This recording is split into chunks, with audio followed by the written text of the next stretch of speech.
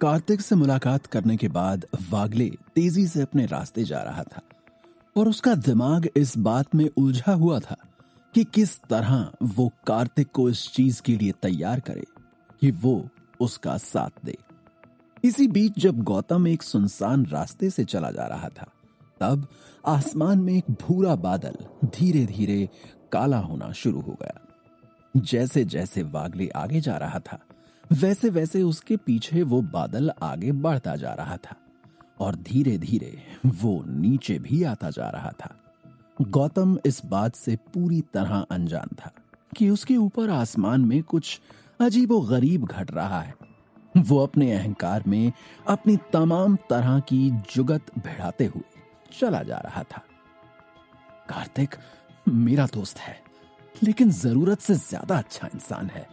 वो ये नहीं देख पाता कि वनराज गोयल और समाज के लोग किस तरह से कितने सारे गलत काम कर रहे हैं। वे समय आने पर किसी की मदद नहीं करते और उन्होंने अपनी शक्ति को केवल और केवल इस लोक तक सीमित कर रखा है।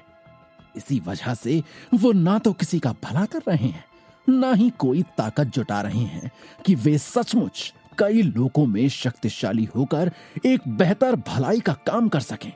इसलिए चाहे अच्छे तरीके से हो या बुरे तरीके से, मुझे कार्तिक का उपयोग करना होगा और इन्हें अपने रास्ते से हटाना होगा। एक बार ये हो जाता है, उसके बाद मैं उसे सारी बातें समझा सकता हूं और संसार के लिए ये कदम बेहतरी का ही होगा। इस तरह के ऊल जलूल विचारों में गौतम चला जा रहा था और वो बादल उसके सर के बेहद करीब आ चुका था। उसने उस पर तब तक ध्यान नहीं दिया जब तक वो उसके सर के ऊपर इतनी पास आ गया कि उसकी छाया वागले को अपने आगे दिखने लगी। चौंक कर वागले ने ऊपर की ओर सर उठाया और उसके ऊपर जो था उसे देखकर उसकी आंखें फटी की फटी रह गईं। कार्तिक ने सचमुच गौतम की बात मान ली थी और वो उस जगह पर आ गया था जो पुणे के पीछे के घने जंगलों में थी। ये जंगल एक तरफ जाकर नदी के करीब होने की वजह से यहाँ की जमीन बहुत ही दलदली हो जाती थी। यहाँ की जमीन में होने वाला ढीलापन आसपास की हवा को थोड़ा भारी बना देते थे। कार्तिक ने एक एक करके जंगल में कदम रखना चालू किया और उसने अपनी ऊर्जा से कुछ खास स्थान के अक्षांश और देशांतर का हिसाब लगाना चालू किया, जहां पर गौतम ने उसे नागलोक का रास्ता बताया था। लगभग 1 घंटे तक इधर उधर भटकने के बाद भी जब कार्तिक को जगह नहीं मिली तो वो परेशान हो गया और उसे लगा कि शायद उसने कोई गलत जगह सुन ली या फिर गौतम ने जिस जगह का रास्ता बताया वो यहाँ पर नहीं है। एक तरह से कार्तिक झल्लाकर वापस ही जाने को तैयार हो गया था। जब उसने सोचा कि ये मामला इतना जरूरी है, इसलिए एक कोशिश और की जाए। उसके बाद वो एक ऐसे रास्ते पर बढ़ गया जहां एक छोटी सी पुलिया वापस शहर की तरफ जाती थी। उसे लगता नहीं था कि वहीं वो जगह हो सकती है, लेकिन 10 कदम आगे बढ़ने के बाद उसने महसूस किया कि एक बरगद के पेड़ के ठीक नीचे उसे उसी तरह की ऊर्जा महसूस हो रही है जिस तरह की ऊर्जा वागले ने उसे एक संकेत के माध्यम से बताई थी।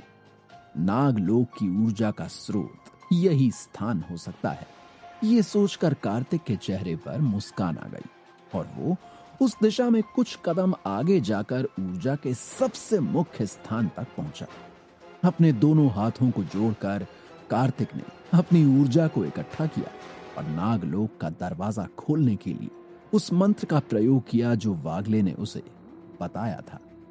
कुछ ही देर में नागलोक के लिए जाने वाला दरवाजा कार्तिक के सामने खुल गया था और कार्तिक बड़े आराम से उसमें समा गया।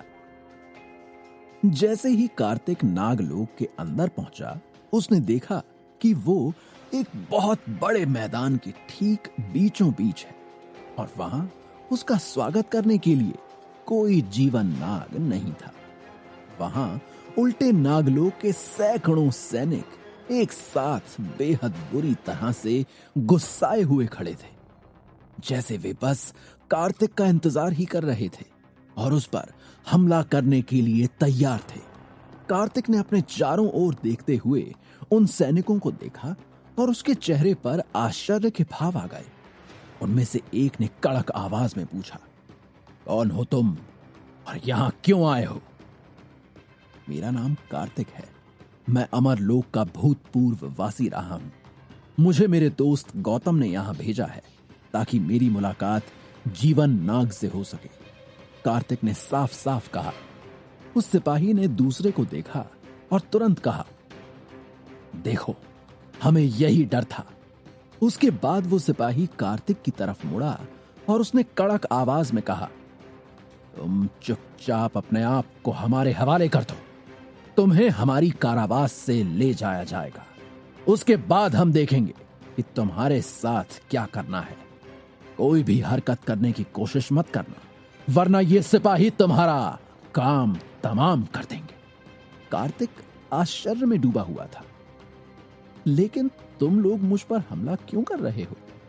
मुझे गौतम ने भेजा है। तुम लोग जानते हो गौतम वागले को। मुझे जीवन नाग से मिलना है और मुझे उससे कुछ जरूरी बात करनी है। हम गौतम वागले को बहुत अच्छी तरह जानते हैं और अगर तुम्हारी उससे दोस्ती है तो इसका मतलब तुम हमारे दुश्मन हो। इसलिए चुपचाप अपने आप को हमारे हवाले कर दो और कोई भी हरकत करने की कोशिश मत करना। कार्तिक बुरी तरह चौंक गया।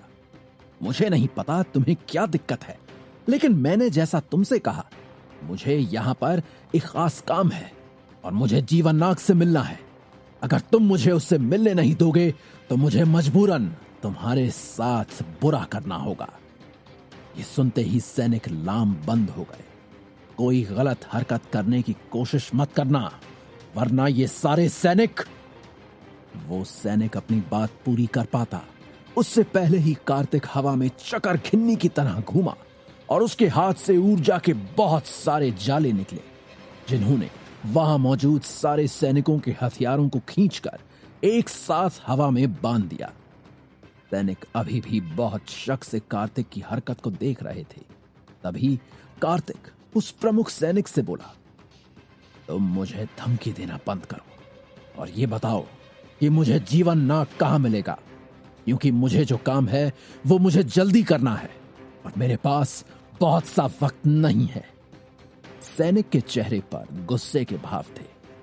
तुम्हारे जैसी दुष्ट आत्मा को हम अपने सेनापति का पता नहीं दे सकते। कहते हुए दो सैनिक सीधे आगे बढ़कर कार्तिक पर अपने भाले से हमला करने लगे। कार्तिक ने ऊर्जा का एक प्रहार करते हुए उस सैनिक को दूर फेंक दिया और दूसरे सारे सैनिक जो बिना हथियारों के ही उसकी तरफ दौड़ रहे थे, उन सब को भी ऊर्जा के तेज प्रभावों से बेहोश कर दिया। जिसके बाद उस मैदान से आगे जाकर उसने नागलोक के आम इलाके में प्रवेश कर लिया। कुछ देर बाद नागलोक के आम इलाके में कार्तिक बेखटके घूम रहा था। यहां पर जो घर थे वो किसी बहुत ही पुराने जमाने के पृथ्वीलोक के घरों की तरह लगते थे। वो गोलाकार संरचना जो घाटियों जैसी थी, उसके अंदर लोगों ने तमाम सुविधाएं बना रखी थीं। वहां पर ऊंची ऊंची कोई इमारतें नहीं थीं। लोग किसी गांव की तरह मिलकर रहते थे, लेकिन वे कोई पिछड़े हुए गांव नहीं थे, बल्कि उनके पास आधुनिक जीवन की तमाम सुविधाएं थीं। वहां पर ज्यादा से ज्यादा प्राकृतिक साधनों का उपयोग किया जाता था। बर्तन, यहां तक कि आम सड़कें भी मिट्टी से बनी हुई थी और कपड़ों के नाम पर भी लोग ज्यादातर प्राकृतिक बुनाई का उपयोग करते थे, जिसमें उनके कपड़े पत्तों से बने हुए कपड़े या रेशम के थे। और इस तरह की अन्य चीजें देखते हुए उसे ये जगह बहुत ही अलग तरह से खूबसूरत और आकर्षक लगी। लेकिन जिस तरह के कपड़े और जिस तरह का व्यक्तित्व उसका खुद का था, उसके साथ वो बिना दूसरों की नजरों में आए ज्यादा देर तक घूम नहीं सकता था। इसलिए उसने ऐसा कुछ करने की कोशिश भी नहीं की और एक दो लोगों से उसने ये पूछा कि यहाँ शहर के किसी प्रमुख व्यक्ति से मिलने के लिए उसे कहाँ जाना होगा। उन लोगों ने उसके कपड़े आदि को देखते हुए उसे बहुत अजीब तरह से देखा और उसे इशारा कर दिया कि उसे कहाँ जाना है। जल्दी ही वो मुख्यालय के पास था, जहां पर कुछ सैनिक बड़े ही खबरदार होकर खड़े थे। उनमें से एक सैनिक के पास वो पहुंचा और उसने पूछा, मुझे जीवन नाग से मिलना है। जीवन कहां मिलेगा? कार्तिक के ऐसा कहते ही उस सैनिक ने तुरंत एक जोर की आवाज की और उसके आसपास के सारे सैनिक तुरंत सतर्क होते हुए दौड़कर वहां आ गए। उन्होंने कार्तिक को घेर लिया और उसके बाद उस सैनिक ने पूछा, तुम्हें सेनापति से क्या काम है? जो भी काम है पहले तुम्हें मुझे बताना होगा, तब जाकर तुम्हारी उनसे मुलाकात का इंतजाम हो सकता है। मुझे लगता है मेरे पास इतना वक्त नहीं है, लेकिन तुम जीवन नाग को इतना बता सकते हो कि मुझे गौतम वागले ने भेजा है और मैं सिंह वंश के मुख्यालय से आया हूं और मैं जिस काम से आया हूं वो बहुत जरूरी है। सुनते ही सैनिक बेहद आक्रामक मुद्रा में आ गए और कार्तिक की तरफ भाला तान कर बोले, तुम यहां से हिलने की कोशिश भी नहीं करोगे। हम सेनापति को यह बात पहुंचा देते हैं और जब तक उनका आदेश नहीं आ जाता तब तक कोई भी गलत हरकत मत करना, वरना कार्तिक ने उसकी पूरी बात की, वरना ये सैनिक मेरा काम तमाम कर देंगे। हाँ यार, मैं अच्छी तरह जानता हूं। ठीक है, मैं तुम्हारे पास बंदी बन के रहूंगा। तुम जल्द से जल्द अपने सेनापति जीवन नाग तक मेरी बात पहुंचा दो, कार्तिक ने झल्ला कर कहा। कार्तिक अभी गौतम वागले के नाम से उन लोगों के भड़कने की वजह नहीं जानता था। दरअसल गौतम वागले के साथ कुछ ऐसा हुआ था जिसकी वजह से फिलहाल नागलोक में गौतम वागले का नाम लेना भी अपने आप को नागों का दुश्मन करार देने के बराबर था। असल में उन्हें पहले ही इस बात की आशंका थी कि कुछ बुरा होने वाला है। ऐसे में कार्तिक का इस तरह से आना उनके लिए सतर्क होने और खतरे की घंटी ही था। लेकिन वागले ऐसा क्यों करेगा? कार्तिक के मन में यही सवाल था। उसके नाम से ये लोग आक्रामक क्यों हो रहे हैं? इन सवालों का जवाब उसे अब जीवन नाग से ही मिल सकता था। क्या कार्तिक मना सकेगा जीवन नाग को अपनी बात के लिए? आगे का हाल जानने के लिए सुनते रहिए पॉकेट एफएम पर कैप्टन कार्तिक की कहानी का अगला भाग।